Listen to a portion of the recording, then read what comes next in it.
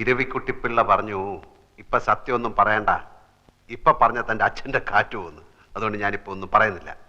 ഇപ്പൊ ആ മുറിക്കകത്തുള്ള ആരാ? അതല്ലേ ചന്ദ്രകുഞ്ഞന്റെ ഭർത്താവ്. ഈ കക്ഷി അത്ര കപ്പാസിറ്റി ഉള്ള പാർട്ടി ഒന്നും അല്ലല്ലേ?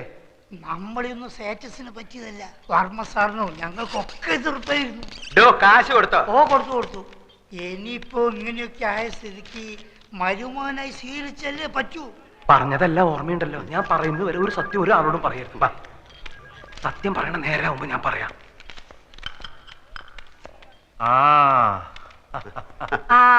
ആൽഫി വന്നോന്ന് അനിയൻ അന്വേഷിക്കായിരുന്നു. നല്ല ചായ ഉണ്ട്, വീട്ടിൽ നിന്ന് കൊണ്ടുവന്നാ. നമ്മുടെ സ്റ്റേറ്റിലെ ചായപ്പൊടിയാ. ആൽഫിക്ക് ഇവരെ ആരെയും പരിചയമില്ലല്ലോ. ഇത് എന്റെ മൂത്ത പെങ്ങളാ. ഇത് പെങ്ങളുടെ മോള് ഹിന്ദു. ഇത് ശോഭ. ഇനി ഒരു പെങ്ങളുണ്ട് അമേരിക്കയിലാ, അമ്മുക്കുട്ടി. അവക്കൊരു മകനുണ്ട്, അവൻ ഡോക്ടറാ. പിന്നെ ഇവരെ പരിചയപ്പെട്ടിരുന്നല്ലേ? പരിചയം. ഇനിയിപ്പോ എന്തായാലും നമ്മളൊക്കെ ഒരു കുടുംബമായിട്ട് കഴിയേണ്ട ആൾക്കാരല്ലേ. അധികം സംസാരിക്കണ്ടെന്ന് ഡോക്ടർ പറഞ്ഞിട്ടില്ലേ അമ്മാവ? എനിക്ക് ആൽഫിയെ കാണുമ്പോ മനസ്സിന് വല്ലാത്ത സമാധാനവും ശക്തിയൊക്കെ തോന്നുക. ഇത് ഇരവി. അറിയാം. അങ്ങനെ അറിഞ്ഞാ പോരാ. ഞാൻ പഞ്ഞിക്കുരി ബിസിനസ്സുമായിട്ട് നടക്കുന്ന കാലം മുതല് ഇയാൾ എന്റെ കൂടെ ഉണ്ട്. ഇരവി വിഷം കൊടുത്ത് കുടിക്കാൻ പറഞ്ഞാലും അനിയൻ കുഞ്ഞും കുടിച്ചോളും, അത്ര വിശ്വാസ. ഞാനൊരു ക്രിമിനൽ വക്കീലായതുകൊണ്ടല്ല ചോദിക്കുന്നത്. വിഷമം തോന്നരുത്. ബന്ധുക്കളാരും ഇല്ലേ? അച്ഛൻ, അമ്മ, സഹോദരങ്ങൾ? അച്ഛനമ്മ സഹോദരങ്ങളുണ്ട്. അവരൊക്കെ അങ്ങ് ഡെറാഡൂണില്ല. അത് തനിക്കെങ്ങനെ അറിയാം? കഴിഞ്ഞ പ്രാവശ്യം പാലക്കാട്ട് നിന്ന് ചന്ദ്രയുടെ കോണ്ടസ കാറ് ഇവിടെ കൊണ്ടുവന്ന് കൊടുത്തില്ലേ? അപ്പൊ പരിചയപ്പെട്ടതാ. കോണ്ടസ അന്ന് പരിചയപ്പെട്ടതാ. എന്നിട്ട് അന്ന് താനത് പറഞ്ഞില്ലല്ലോ. അന്ന് നിങ്ങൾ കണ്ട കീരിയും പാമ്പും പോലെയല്ലേ? ഞാൻ മിണ്ടി കണ്ടു എന്നങ്ങാൻ പറഞ്ഞ എന്റെ മേൽ ചാടി കയറാനോ? ഓഹോ, അപ്പൊ ഇരവി മാമൻ മാത്രമേ നേരത്തെ ഇവിടെ ആൽഫിയെ കണ്ടിട്ടുള്ളതാണല്ലോ. എന്നാ ഞാൻ ഒരു സത്യം പറയാം. എന്നാ സത്യം ഞാൻ തുറന്നു പറയാം. ഞാൻ സത്യം തുറന്നു പറയാം. ഞാൻ സത്യം തുറന്നു പറയാം. ഈ രണ്ടുപേരും പറയാൻ പോകുന്ന ഒരു സത്യമില്ല. അപ്പൊ അത് ഞാൻ സത്യം പറഞ്ഞാൽ എന്താ? അപ്പൊ അത് നിങ്ങൾ സത്യം പറഞ്ഞാൽ ഞാൻ കള്ളനാവും. ഞാൻ സത്യം പറയാം. ആ സത്യം ഈ സത്യം എനിക്കെങ്ങനെ കള്ളനാവും? ഈ സത്യം ഞാൻ പറയാം.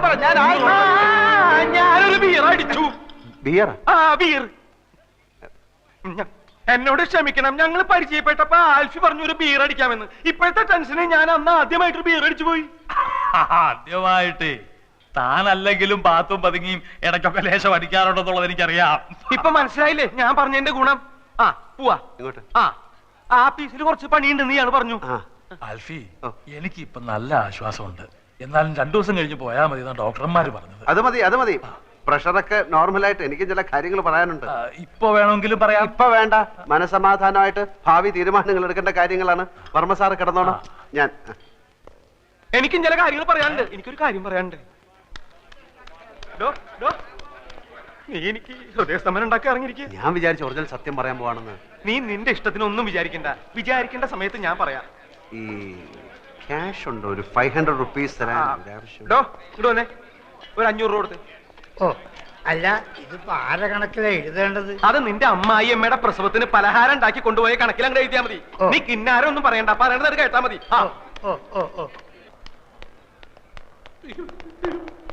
സാർ എന്നോട് ക്ഷമിക്കണം. ഞാൻ അറിഞ്ഞില്ല സാർ ഇത്രയും വലിയൊരാളാണെന്ന്. ചന്ദ്രയുടെ ഭർത്താവാണെന്ന് ഒരു വാക്ക് പറഞ്ഞിരുന്നെങ്കിൽ കണ്ണും പൂട്ടി ഞാൻ അപ്പോഴേ ലോൺ തരുമായിരുന്നല്ലോ. സാറിന് എത്ര രൂപ ലോൺ വേണം? ഞാൻ ഇന്ന് തന്നെ സാങ്ഷൻ ചെയ്ത് തരാം. അപ്പൊ ലോൺ കിട്ടുമോ? ഞാൻ ഈ വർക്കീസാണ് പറയുന്നത്. നാളെ രാവിലെ ബാങ്കിലോട്ട് വാ. ലോൺ ഞാൻ ശരിയാക്കി തരാം. സാർ ഒരു ഒറ്റ ഒപ്പിട്ട് തന്നാൽ മതി. എന്റെ കുഞ്ഞുങ്ങളാണ് സത്യം. അല്ലെങ്കിൽ വേണ്ട, ഫോം ഞാൻ ഇങ്ങോട്ട് കൊണ്ടുവരാം. വേണ്ട, ഞാൻ അങ്ങോട്ട് വരാം. എന്നോട് ഒരു വിരോധവും മനസ്സിൽ തോന്നരുത്. സാറിന്റെ ചന്ദ്ര ടെക്സ്റ്റൈൽസ് കമ്പനിയുടെ മുഴുവൻ അക്കൗണ്ടും ഞങ്ങളുടെ ബ്രാഞ്ചിലാണ്. ദയവ് ചെയ്ത് അതൊന്നും പിൻവലിക്കരുത്. ബ്രാഞ്ച് പൂട്ടിപ്പോകും. ബാങ്കിന്റെ ഭാവി അല്ലേ സാർ ഞങ്ങളുടെ ഭാവി. അതൊന്നും പേടിക്കണ്ട. ലോൺ ശരിയാവോ? എന്തിനാ സാർ സംശയം? വർഗീസിന്റെ വാക്കാണിത്. അപ്പൊ നാളെ ഞാൻ ബാങ്കിൽ വരാല്ലേ? അയ്യോ, ധൈര്യമായിട്ട് വരണം സാറേ. ഞാൻ മനസ്സമാധാനമായിട്ട് പൊയ്ക്കോട്ടെ.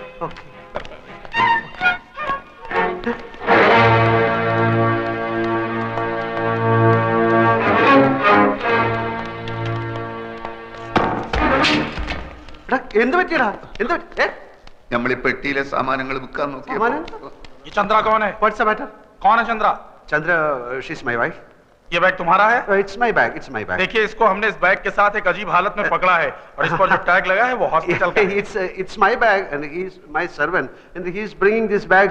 But he looks like a thief. Not only his face, but his father's face is also looks like a thief. Thank you very much, sir. Oh, I see. Thank you very much. Thank you for the bag. चलो चलते हैं। ഒറ്റ മുക്കാല് കയ്യില്ലാത്തോണ്ട് കിട്ടുന്ന നാട്ടെ വെച്ചിട്ട് ഞാൻ പടച്ചോനെ കണ്ടു. ഏത് പഠിച്ചോ? എടാ ഞാൻ കുറച്ചു മുമ്പ് പടച്ചോനെ കണ്ടു ബാങ്ക് മാനേജർ രൂപത്തില്. ബാങ്കിൽ ചെന്ന് ഒപ്പിട്ട എത്ര ലക്ഷം രൂപ ആണെങ്കിലും കിട്ടും. 4 ലക്ഷം ഒന്നും അല്ല. നേരാണോ നീ താങ്ക് യു. അയാൾ വിചാരിച്ചിരിക്കുന്നത് ഞാൻ പെണ്ണിന്റെ ഭർത്താവാണെന്ന്. അതുകൊണ്ട് ഈ ലോൺ കയ്യിൽ കിട്ടുന്നിടം വരെ ഞാൻ ഈ കളി തുടരാൻ പോവാണ് മോനെ. ഇനിയിപ്പെങ്കിലും നല്ല ബുദ്ധി തോന്നിയല്ലടാ മോനെ.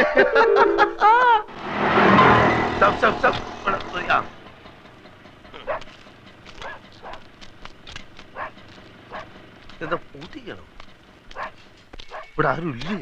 இங்க யாரும் கிடையாது சார். அவங்க வீட்டை காலி பண்ணிட்டு போயிட்டாங்க. எங்க? தெரியாதுங்க.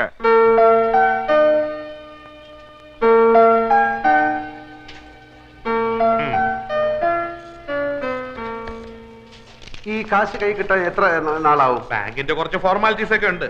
ഹെഡ് ക്വാർട്ടേഴ്സിൽ നിന്ന് ഓക്കെ വരണം. ഞാൻ റെക്കമെൻഡ് ചെയ്താൽ പ്രശ്നമൊന്നുമില്ല. എന്നാലും കുറച്ച് ഫോർമാലിറ്റീസ് ഒക്കെ എളുപ്പം വരുമല്ലോ അല്ലേ? സാറിന്റെ കാര്യത്തിൽ ഞാൻ ഉഴപ്പുവോ? ഏറിപ്പോയ ഒരാഴ്ച. ഓ മതി മതി. പിന്നെ ഞാൻ ആശുപത്രി വരാം. എന്തിന്? അമ്മാവനോട് റെക്കമെൻഡേഷൻ. ചന്ദ്ര ടെക്സ്റ്റൈൽസിന്റെ അക്കൗണ്ട് മാത്രമേ ഇവിടെ ഉള്ളൂ. ചന്ദ്ര ടീയുടെ അക്കൗണ്ട് യൂണിറ്റി ബാങ്കിലാണ്. അതിങ്ങോട്ട് മാറ്റി കിട്ടിയാൽ അമ്മാവന് സുഖമല്ലായിരിക്കല്ലേ? ഇപ്പൊ വേണ്ട, ഞാൻ സൗകര്യമായിട്ട് ഒരു ദിവസം ആശുപത്രി വരാം. നല്ല മൂടി ഇരിക്കുമ്പോ നമുക്ക് പറയാം. ആ അക്കൗണ്ട് ഇങ്ങോട്ട് മാറ്റി കിട്ടിയ എന്റെ പ്രൊമോഷന്റെ കാര്യം ഷുവറാ. പിന്നെ സാറിന് ഞാൻ ലോണൊന്നും പറഞ്ഞ് 50-60 ലക്ഷം എഴുതി തരും. സമയാവട്ടല്ലേ? ഇതിന്റെ കാര്യം ഒരാഴ്ച.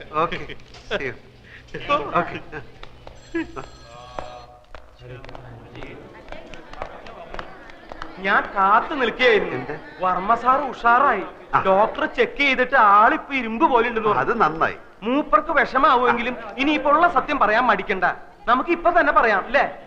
എന്ത്? താൻ ആൽഫിയല്ല അപ്പുക്കുട്ടനാണ് ചന്ദ്രകുഞ്ഞിന്റെ ഭർത്താവല്ലാന്ന്. എനിക്ക് വയ്യ. അതെന്താ? എനിക്ക് വയ്യേ. അതെന്താന്നാ ഞാൻ എനിക്ക് വയ്യ. അത് തന്നെ. അപ്പൊ എന്താടാ നിന്റെ ഉദ്ദേശം? ഉദ്ദേശം പിന്നെ പറയാം. ഞാനാണ് ആൽഫി, ചന്ദ്രയുടെ ഭർത്താവ്. അത്രയും മനസ്സിലായോ? 14-ാം തീയതി ഞങ്ങൾ രജിസ്റ്റർ കച്ചേരിയിൽ വെച്ച് കല്യാണം കഴിച്ചു. തൽക്കാലം ഇതൊന്നും മാറ്റി പറയാൻ സൗകര്യമില്ല. അത് തന്നെ.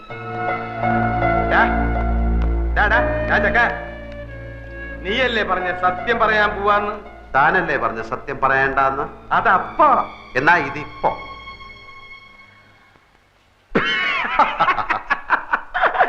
നിന്റെ ഓരോ കളികളെ. വാ നമുക്ക് പോയി പറയാം. താൻ എന്താ കിടക്കുന്നത്? അപ്പൊ നീ പറയില്ല അല്ലേ? ഇല്ല.